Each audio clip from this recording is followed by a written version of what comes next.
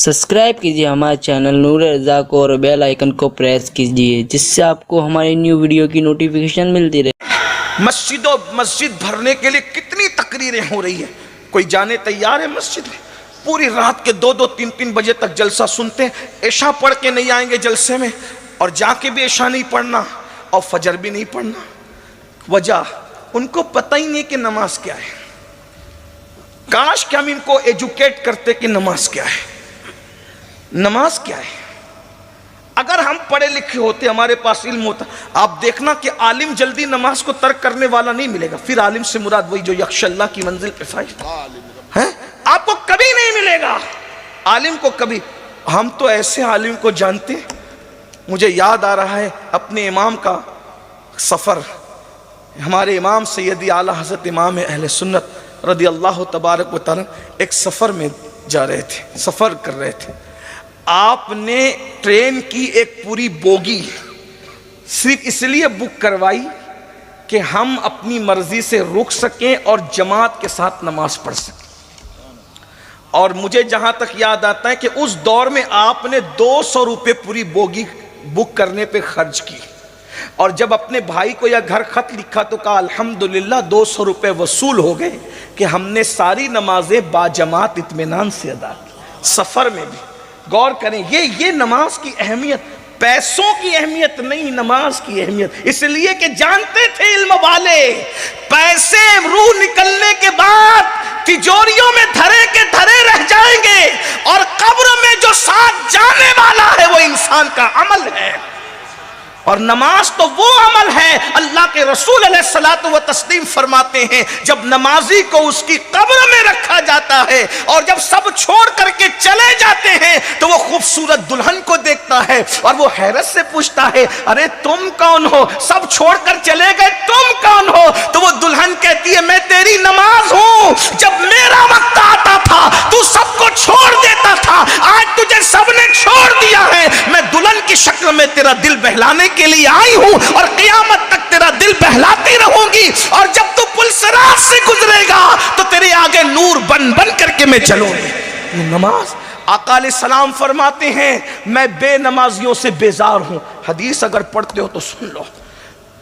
फरमाते हैं मैं मोहम्मद बेनमाजियों से बेजार हूं। आका फरमाते हैं बेनमाजियों को भीख भी मत दो, बेनमाजियों को ज़कात भी मत दो, बेनमाजियों की सोहबत में भी मत बैठो। इसलिए हज़रत अबू हुरैरा का, अबू हुरैरा बेनमाजी की सोहबत में मत बैठना, क्योंकि जहां बेनमाजी बैठता है अल्लाह उस पर आसमान से लानत नाजिल करता है। फरमाया बेनमाजी बदबख्त भी है, बेनमाजी महरूम भी। ज़बान रिसालत जिसे महरूम कह दे उसको कौन अता कर सकता है? आज कहते हो परेशान है, क्यों? महरूम हो गए। आज कहते हो सब कुछ है मगर सुकून नहीं है, महरूम हो गए। आज कहते हो बच्चियों को रिश्ते नहीं, महरूम हो गए। रोजी में बरकत नहीं, महरूम हो गए। बीमारियों ने घर देख लिया, महरूम हो गए। बेचैनी है, बेकरारी है, इस्तिराब है, तड़प है, महरूम हो गए। ये महरूमी क्यों है? आका फरमाते बेनमाजी बदबख्त भी है, बेनमाजी महरूम भी है। और अल्लामा अब्दुल रहमान सफूरी तो यहां तक फरमाते हैं कि साबिका आसमानी कुतुब में यहां तक आया कि बेनमाजी पर भी लानत है और उसके पड़ोसियों पे भी लानत है, अगर उसके बेनमाजीपन से वो राजी रहे तो। और अल्लाह फरमाता है, अगर मैं अपनी रहमत पर नजर न करता तो मैं बेनमाजी की 7 पुश्तों तक लानत करता। गौर फरमाए। और आज हमें नमाज, हम तो सोचते हैं अरे नमाज नहीं पढ़ेंगे तो क्या मुसलमान नहीं रहेंगे?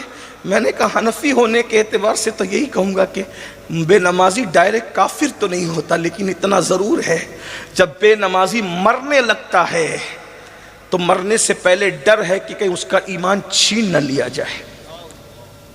कहाँ हैं हम? नशे को हम प्रमोट करें, नशा हमारे समाज में, क्योंकि हमारे पास इल्म नहीं है। हदीस पाक है, बेनमाजी जब नशा करने वाला जब अपनी कब्र से उठेगा, या तो उसकी शक्ल सूअर की तरह होगी या तो बंदर की तरह होगी। बल्कि यहां तक फरमाया गया, उलमा फरमाते जब नशा करने वाला मरेगा तो डर है कि वो भी काफिर होकर के मरेगा। बल्कि यहां तो मुझे एक वाकया याद आया जिसको علامہ ابن الجوزی نے لکھا، حضرت مالک الدینار کہتے ہیں کہ میرا ایک دوست تھا، مرتے وقت وہ کافر ہو گیا، اور وہ محدث تھا، بڑا محدث تھا، عالم تھا، خطیب تھا، کافر ہو گیا۔ مجھے احساس تھا کہ یہ کافر عالم، علم والا محدث کافر کیسے ہوا؟ تو میں اللہ سے دعا کرتا تھا، اللہ مجھے دکھا کہ وہ کافر کیوں ہوا اور کافر ہو کے وہ کیوں مرا۔ تو ایک دن وہ خواب میں دکھا کہ وہ جہنم کے عذاب میں مبتلا ہے۔ میں نے کہا سچ بتانا تو کافر ہو کے کیسے مرا؟ تو اس نے جواب دیا، مجھے ایک ایسی بیماری لاحق ہو گئی تھی کہ جس کا علاج کسی کے پاس نہیں تھا۔ تو ایک عیسائی حکیم نے مجھ سے کہا، اگر تو سال میں ایک مرتبہ شراب کا ایک کٹورا پی لیا کر تو تیری بیماری دب جائے گی، شفا تو نہیں ملے گا لیکن بیماری دب جائے گی، تکلیف کم ہو جائے گی۔ تو تکلیف کی کمی کے لیے میں سال میں ایک مرتبہ چھپ کر ایک کٹورا شراب پی لیتا تھا۔ یہ ایک کٹورا شراب سال بھر میں ایک مرتبہ بطور دوا پینے کی نحوست ہے کہ جب میں مرا تو کافر ہو کے مرا۔